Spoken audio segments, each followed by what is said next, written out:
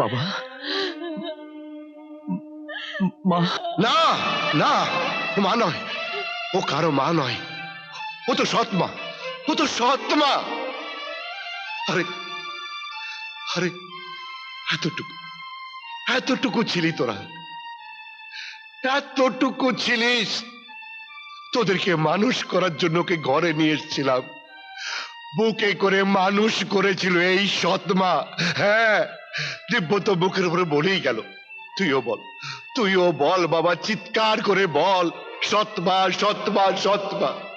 এখনো এখনো ওর শরীর ছেড়ে আত্মা বেশি দূর যায়নি, শুনতে পাক, ওর আত্মা শুনতে পাক। বল বল, সৎমা সৎমা, বল বাবা বল। না না বাবা, না, আমি তো মাকে কোনোদিন।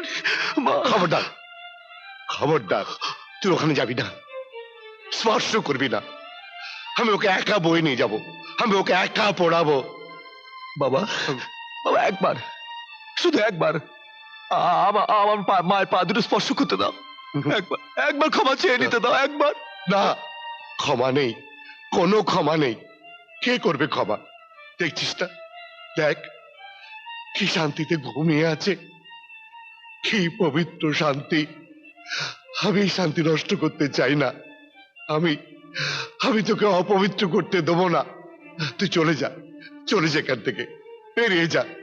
আমি তোর কাছে হাত জোড় করে অনুরোধ করছি, তুই চলে যা বাবা, তুই চলে যা, চলে যা।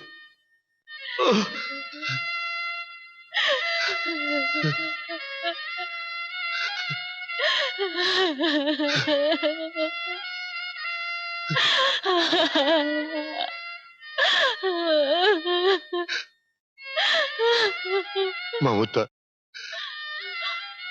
চলো মমতা, চলো। বৌমা, ব্যাংকে জানিয়ে দিয়েছি এই বাড়ির দখল নিয়ে নিতে, আর শ্যামলেন্দু ফিরলে ওকে নিয়ে অন্য কোথাও চলে যাও। আমি চলে গেলাম।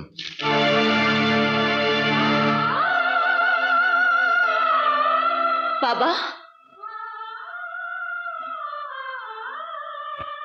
আমি যাব বাবা। না বৌমা, না, তুমি কোথায় যাবে? যেখানে আপনি যাবেন। আপনাকে তো একা যেতে দেব না বাবা।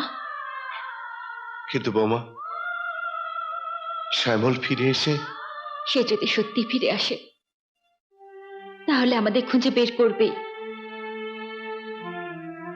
বাবা, যাবার আগে আপনি একটুও ভাবলেন না সে যদি না ফেরে তাহলে আমি কোথায় যাব? হ্যাঁ, তাই তো, তাই তো। চলুন বাবা, চলো।